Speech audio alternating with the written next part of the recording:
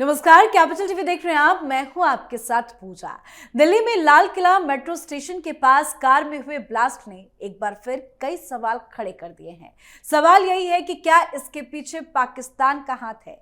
फिलहाल तो धमाके के पीछे आतंकवादी संगठन जैश ए मोहम्मद का नाम सामने आ रहा है। गृह मंत्रालय ने जांच एनआईए को सौंप भी दिया है।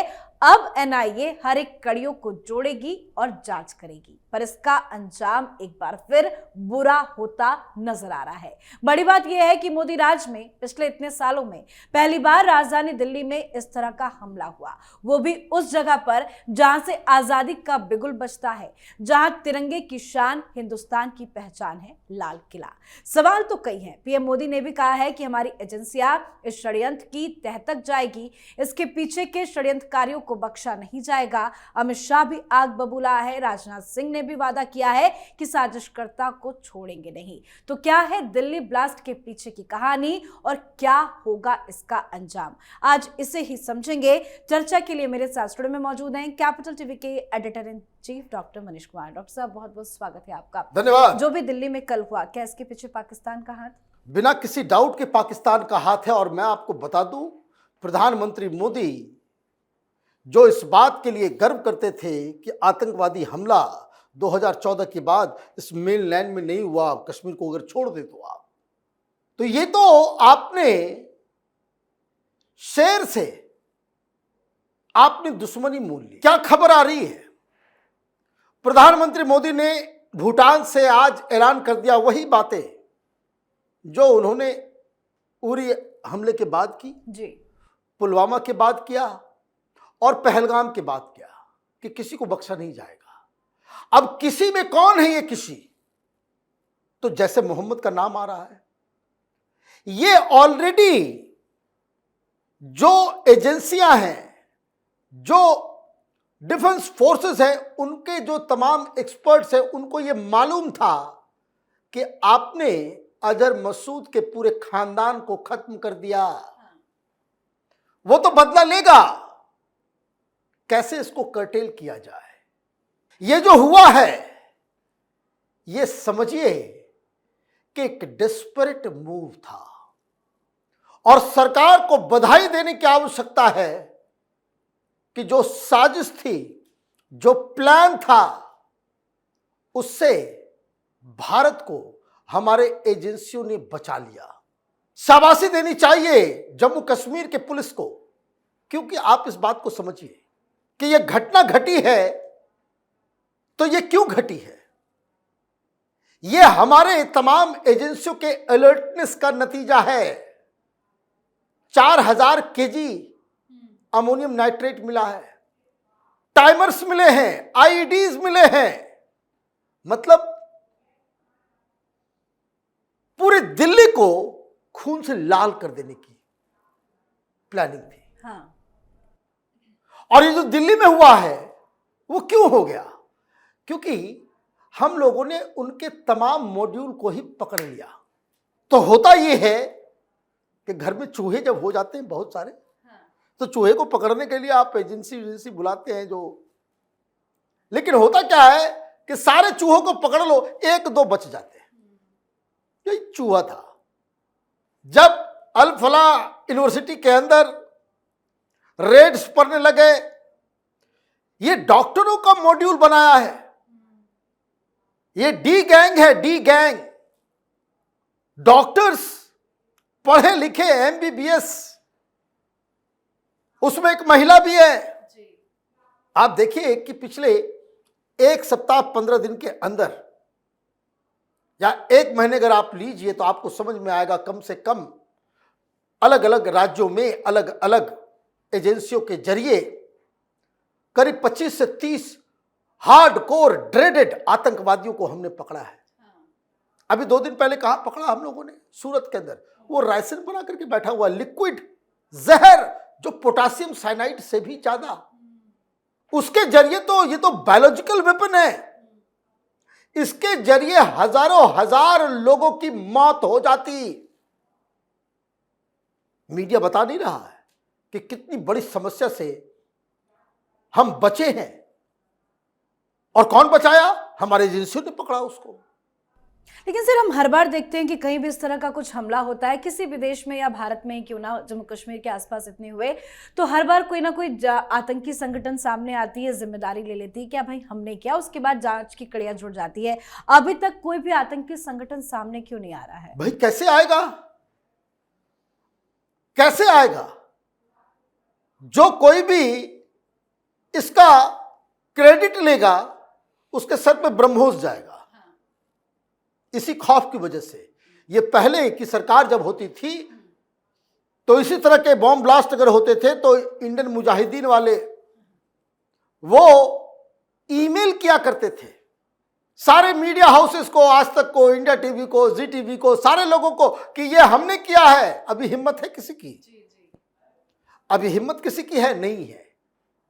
लेकिन वो करना है, क्यों करना है इसको आगे मैं एक्सप्लेन करूंगा, how it is related to Pakistan. Mumbai में धमाके हुए, सीरियल ब्लास्ट हुआ 1993 में, वहां पे RDX 3000 kg था, आधा इस्तेमाल हुआ, आधा बच गया जो बाद में पकड़ा गया। 1500 kg में ही 13 ब्लास्ट और सैकड़ों लोगों की मौत हो गई।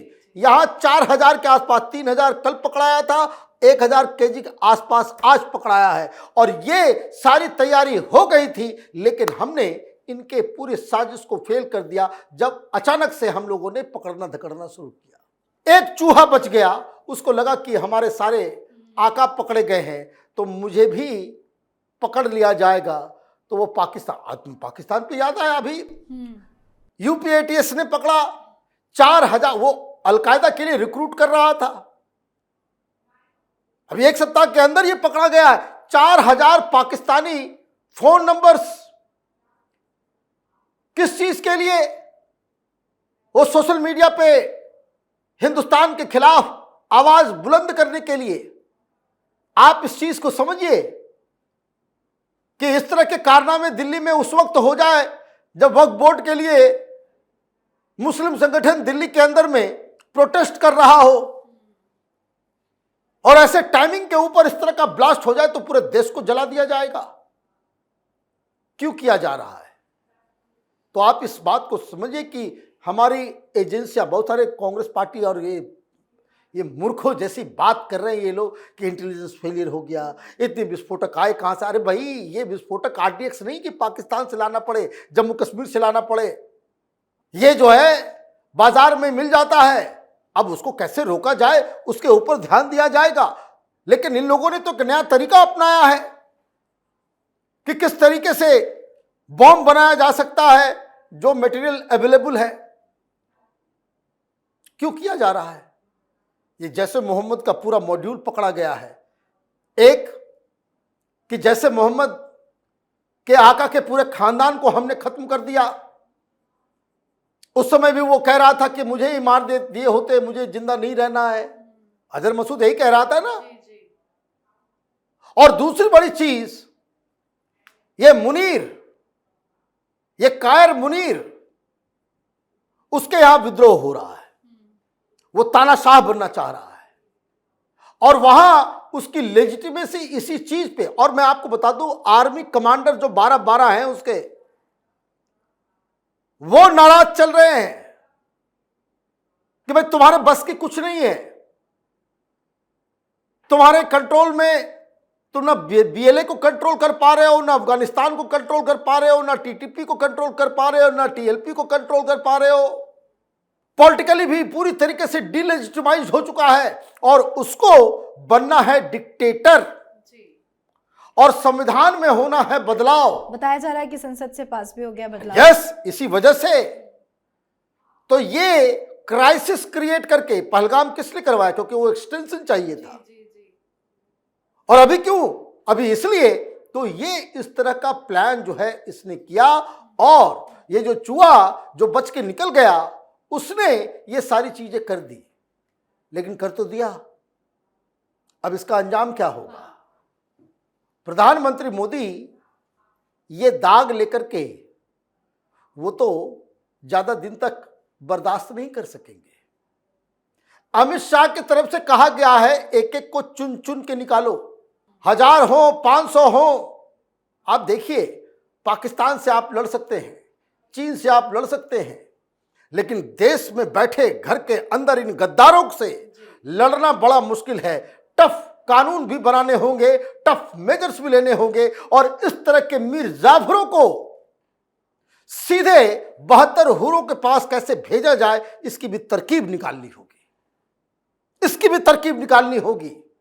हिंदुस्तान वो 2007, 8, 2005 वाला ये जो यूपीए के दौरान जो दहशत के साए में जीता था, ये अब पॉसिबल नहीं है। हिंदुस्तान को अगर विकसित देश बनना है तो इसकी सिक्योरिटी उसको मुकम्मल करनी होगी, और ऐसे में इस तरह के जो मॉड्यूल्स हैं, और देखना यह है कि अब देखिए होता क्या है, डेमोक्रेसी की अपनी अपनी एक समस्या है ना।